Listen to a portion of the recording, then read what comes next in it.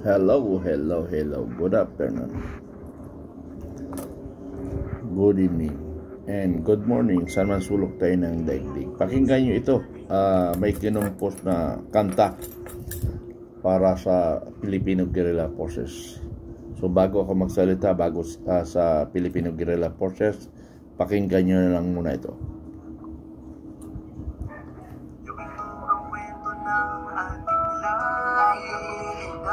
Bayani sa digmaan, di na tayo nag-iisa. Supremo General Bukay, leader ng pag-asa, handa sa laban para sa ating bansa. Tayo'y hindi nag-iisa, sama-sama sa laban, sa hirap at ginhawa, sa ngalan ng ating bayan. Filipino Guerrilla Forces, sa hirap ng buhay, kami ang magiging boses ng mga nawawalang buhay. Para sa bawat pamilya kami magtatanggol, kalayaan ng bansa na riyan sa puso't isipan. Hindi kami takot kahit anong hamon, sa mga hindi makatarungan kami sagot sa kadiliman. Tayo mga bayan, hindi tayo susuko. Kinumpos ang ating mga bayaning Filipino Guerrilla Forces. Tayo ay pag-asa. Ito ang kwento ng ating lahi.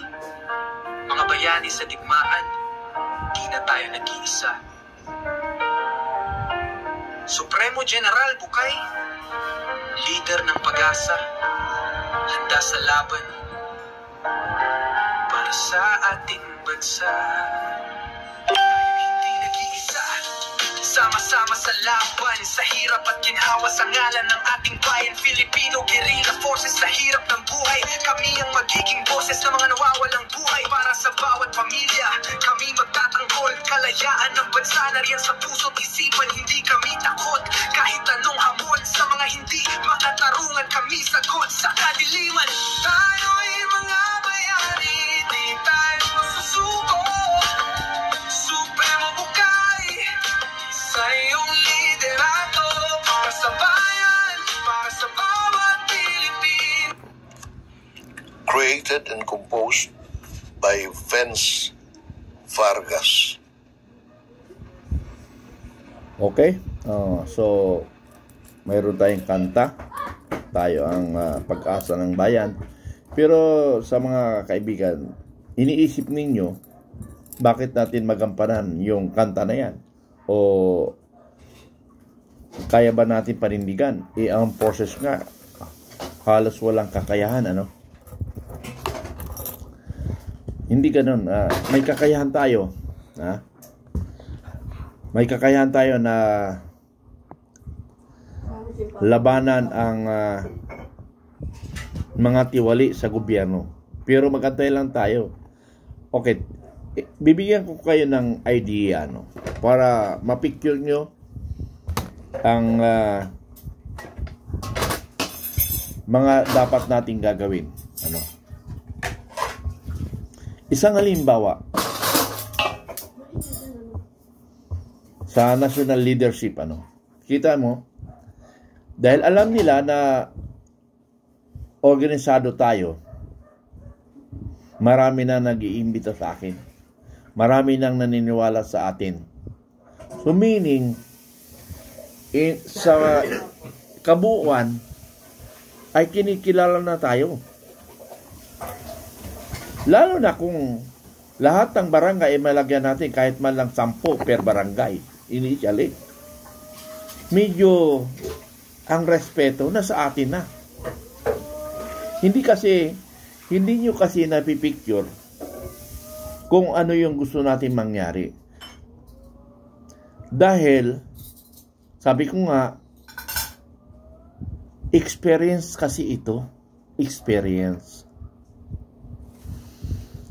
Since second lieutenant, up to my retirement, ang focus ko lagi barangay. Sinong officer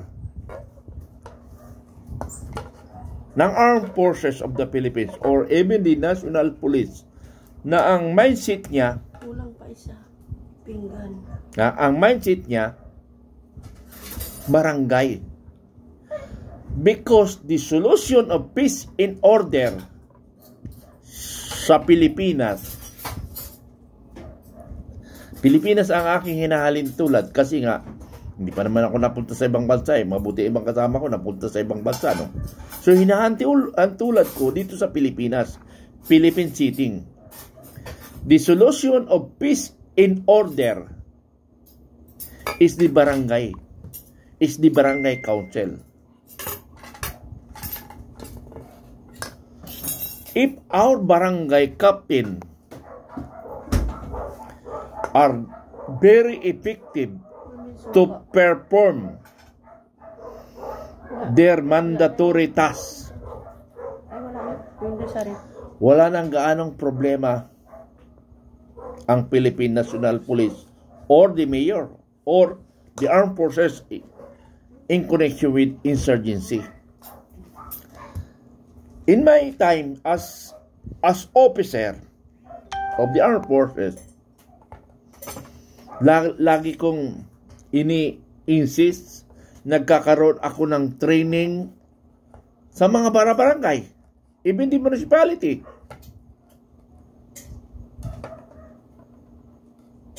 Okay. Sa Lubao, Pampanga and Hagunoy, Bulacan. Sa Lubao, Pampanga, nag-invite ang Congressman Arroyo, si Mikey Arroyo. Nag-invite sa mga military officers to include the mayor of the Lubao. Pero wala si mayor dun eh. Ang umarap lang sa amin si Congressman Arroyo, no? And the Chief of Police of the Lubao, Pampanga, a full-fledged colonel of police. Okay, nag-invite sa military. And isang brigade commander, to be general, kalimutan ang pangalan. Lagi ko nakakalimutan. At isa si battalion commander ko, si Colonel Velez. Tinanong sila ni Congressman Arroyo, ang panahon niya, nanay niya, presidente, no? So, siyempre, kabado ka. Presidente yung nanay nun eh. Sabi ni brigade commander, sabi ni Congressman, Colonel, ganon nyo katagal ma-accomplish ang mission nyo dito sa Lubao, Pampanga? Nag-observe ako sa dalawang colonel. I'm still major pa lang noon, ano? Nag-observe ako kung ano yung sasagot nila. Wala silang masagot. Siyempre, kapakanan ng armed forces yun. So, ang bigla kong sagot, sabi ko, sir, within 2 months, sir, clear ang inyong municipality. So, sabi ng brigade commander, according to my ex of the battalion, within 2 months, clear, sir, ang barangay nyo. Yung inyong municipality. Thank you, sabi ni Congressman Mike Arroyo. So, ibang kwento doon, hindi ko na matandaan. Okay. Naghiwalay na. Nag-usap na ngayon. Nawala na si Mike Arroyo. Ang natira yung police colonel na station commander, Chief of Police of the Lubao, at saka si Colonel Velez, at saka yung isa, nakalimutan ko yung brigade commander na nag-general rin. na naging commandant namin sa CAS noon. Tama, nung mag-advance ako 2003, naging commandant namin sa CAS. Okay. At naging kauna-unahan yata naging commander ng APMC. Kauna-unahan yata na naging commander ng APMC. Kalimutan ang pangalan. Okay.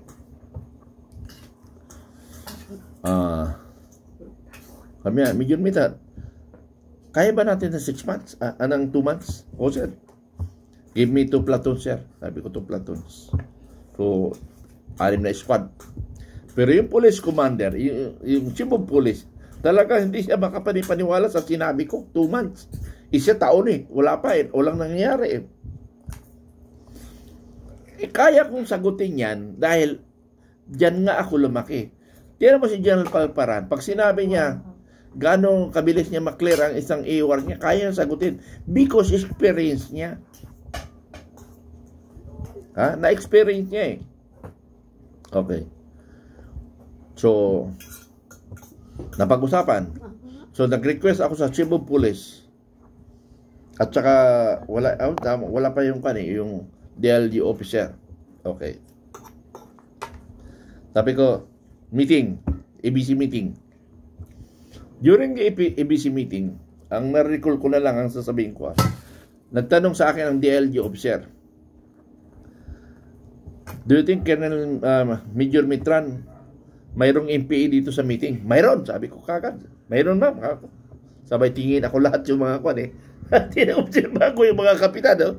May imuyo ko, may diretso, may gano'n. So napag-aralan ko, mayroon talaga. Mayroon.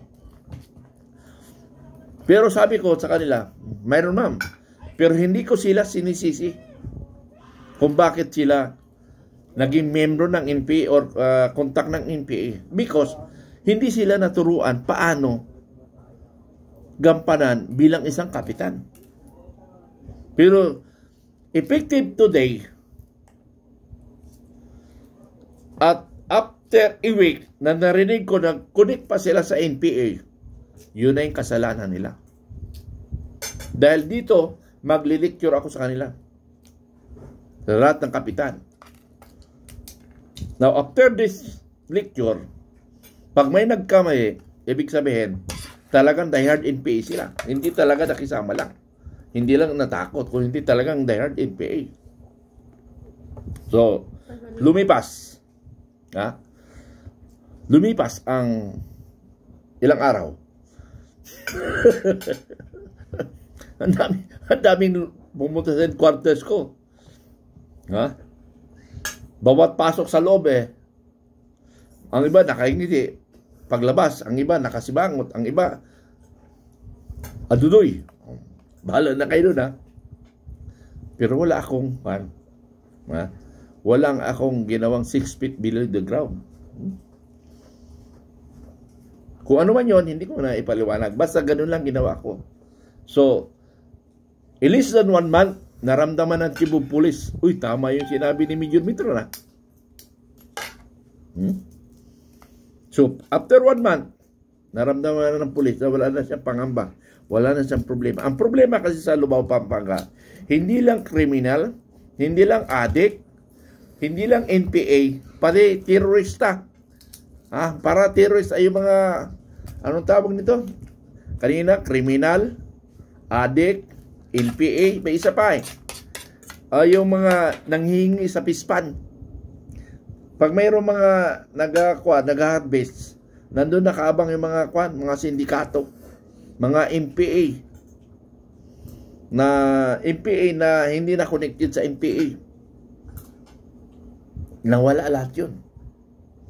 So, malaking pasalamat sa akin ng Lubao, Pampanga. So, isa lang yan. Sa Hagonoy, Bulacan, similar sa ganun. Kaya pag pumunta ko doon, malakas ako sa mayor. Ha?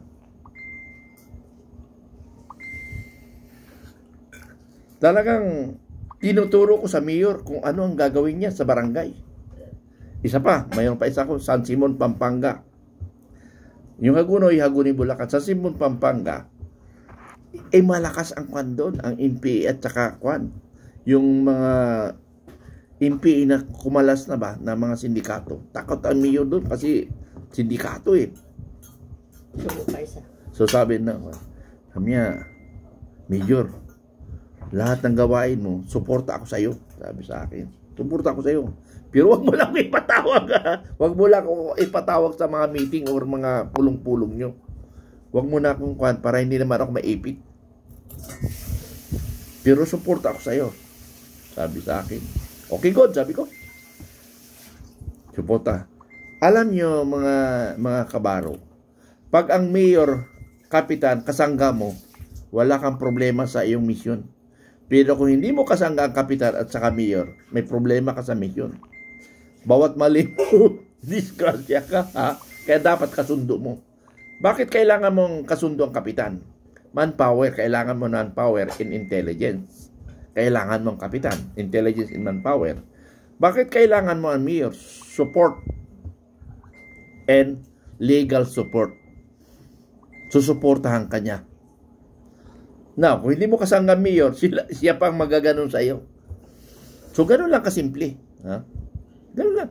Master, pero anyway, saka ko na dagdagan yung aking kwento. Maraming salamat. Bye-bye.